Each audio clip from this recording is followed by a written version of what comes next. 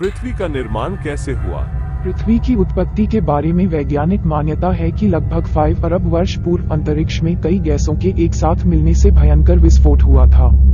इससे आग का एक विशाल गोला बना, जिसे अब हम सूर्य सन कहते हैं। धमाका इतना जोरदार था कि चारों तरफ धूल के कण डस्ट पार्टिकल्स फैल गए और गुरुत्वाकर्षण बल ग्रेविटेशनल फोर्स के कारण ये कण पत्थर के छोटे छोटे टुकड़ों में बदल गए। कई सालों के अंतराल के बाद ये कण आपस में जुड़ने लगे और कुछ समय बाद सौरमंडल सोलर सिस्टम का जन्म हुआ। और इस तरह लाखों साल बाद गुरुत्वाकर्षण के कारण पत्थर और चट्टान आपस में जुड़ने लगे। इस तरह धरती आग के गोले के रूप में पैदा हो रही थी। वैज्ञानिक अवधारणा के अनुसार 4.54 अरब वर्ष पूर्व पृथ्वी का तापमान 1200 डिग्री सेल्सियस था। ऐसे समय में धरती पर सिर्फ उबलता हुआ लावा, चट्टानें और कई जहरीली गैसें हुआ करती थीं। ऐसे में पृथ्वी पर जीवन का अस्तित्व होना असंभव था।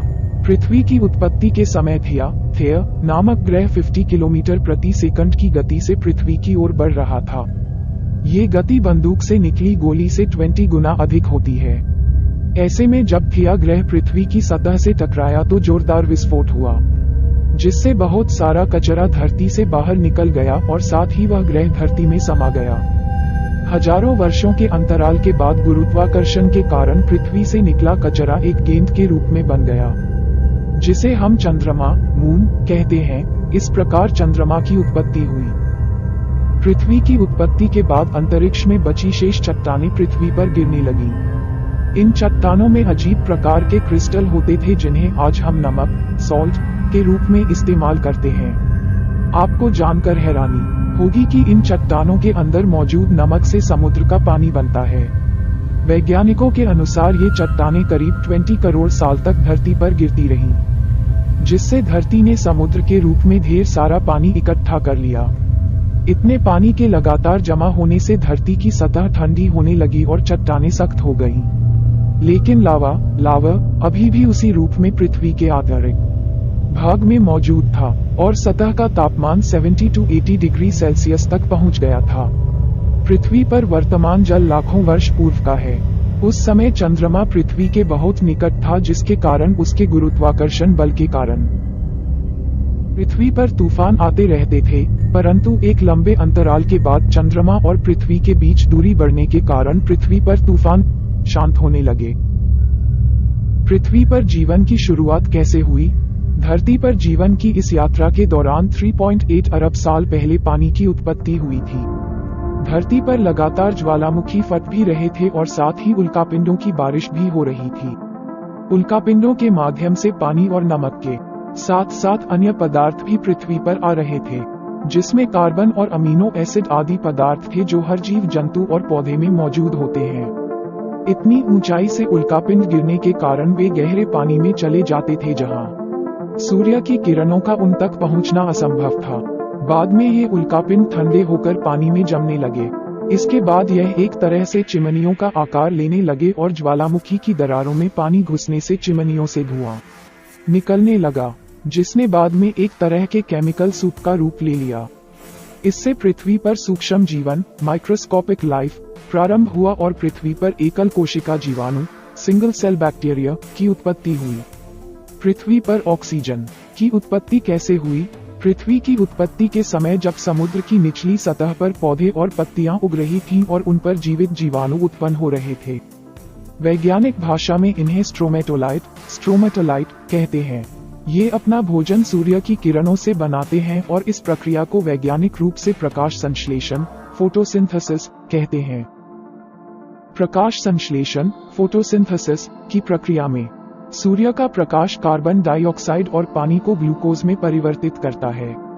इसके साथ ही इस प्रक्रिया में उपोत्पाद बाय प्रोडक्ट के रूप में ऑक्सीजन गैस बनती है, जो मनुष्य के लिए महत्वपूर्ण वायु है।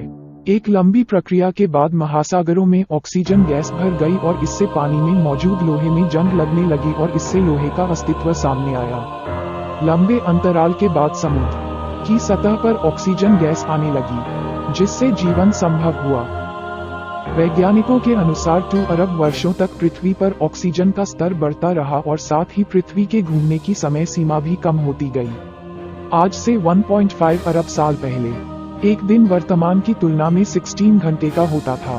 धीरे धीरे समय के साथ समुद्र के नीचे की भूमि की सतह बड़ी प्लेटों में तब्दील हो गई और उसके नीचे के लावा ने ऊपर की सतह को गतिमान कर दिया। ऐसे में पृथ्वी की सभी प्लेटें आपस में जुड़कर एक विशाल द्वीप बन गईं। इस तरह लगभग 40 करोड़ साल पहले पृथ्वी के पहले सुपरकॉन्टिनेंट रोडिनिया का निर्माण हुआ था। इससे अब पृथ्वी का तापमान घटकर 30 डिग्री सेल्सियस हो गया था और दिन 18 घंटे लंबे होते थे। उस समय पृथ्वी की स्थिति वर्तमान मंगल मार्स जैसी ही थी। लगभग 7.50 करोड़ वर्ष पूर्व पृथ्वी के नीचे पिघले हुए लावा से उत्पन्न ऊष्मा बाहर निकली, जिसने पृथ्वी को दो भागों में विभाजित कर दिया। इसके दो टुकड़ों में बंटने के कारण पृथ्वी की सतह कमजोर हो गई थी और ये दो भागों में बंट गई थी, जिससे साइबेरिया और गोंडवाना नाम के दो महाद्वीप बन गए। पृथ्वी को बर्फ के गोले में बदलने की प्रक्रिया इतने सालों के बाद भी ज्वालामुखी के फटने और जहरीली गैसों के निकलने का सिलसिला अब भी जारी था। जहरीली गैसों में कार्बन डाइऑक्साइड सूर्य से निकलने वाली किरणों को अवशोषित करने लगी और इससे पृथ्वी का तापमान बढ़ने लगा। बढ़ते तापमान के कारण समुद्र में गर्मी पैदा होने लगी और समुद्र का पानी भाप बनकर बादलों का रूप लेने लगा। साथ ही कार्बन डाइऑक्साइड गैस के कारण अम्लीय वर्षा एसिड रेन होने लगी।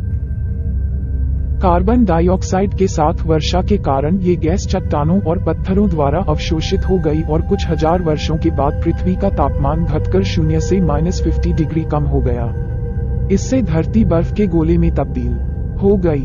धरती पर पानी कैसे आया?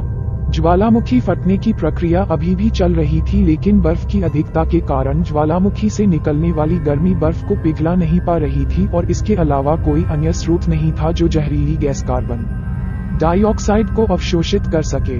सभी चट्टानें और पत्थर बर्फ के नीचे दबे थे। कुछ समय बाद कार्बन डाइऑक्साइड गैस के बल ने सूर्य की गर्मी को अवशोषित करना शुरू कर दिया, जिससे बर्फ पिघलने लगी। इसके बाद पृथ्वी पर दिन 22 घंटे के हो गए। पृथ्वी पर जीवन की शुरुआत कब और कैसे हुई? पृथ्वी पर जीवन कैसे आया? बर्फ के लगातार पिघलने से सूर्य से निकलने वाली हानिकारक पराबैंगनी किरणें सीधे पृथ्वी पर पड़ रही थीं, जिससे एक रासायनिक अभिक्रिया शुरू हो गई और पानी से हाइड्रोजन पेरोक्साइड बनने लगा और उसके टूटने के बाद ऑक्सीजन बनने लगी। जब ऑक्सीजन गैस धरती से 50 किलोमीटर ऊपर उठी तो वहां रासायनिक प्रतिक्रिया शुरू हो गई, जहां ओजोन नाम की एक परत बनी, जिसने सूर्य से आने वाली पराबैंगनी किरणों को सीधे धरती पर आने से रोकने का काम किया। अगले 15 करोड़ सालों तक इस गैस की परत बहुत मोटी होती चली गई और इधर पृथ्वी पर ऑक्सीजन गैस की मात्रा बढ़ने लगी, जिससे पेड़ पौधे अस्तित्व में आए। धन्यवाद दोस्तों इस वीडियो को देखने के लिए। अगर आपको यह वीडियो पसंद आया है तो कृपया इसे लाइक और सब्सक्राइब करें।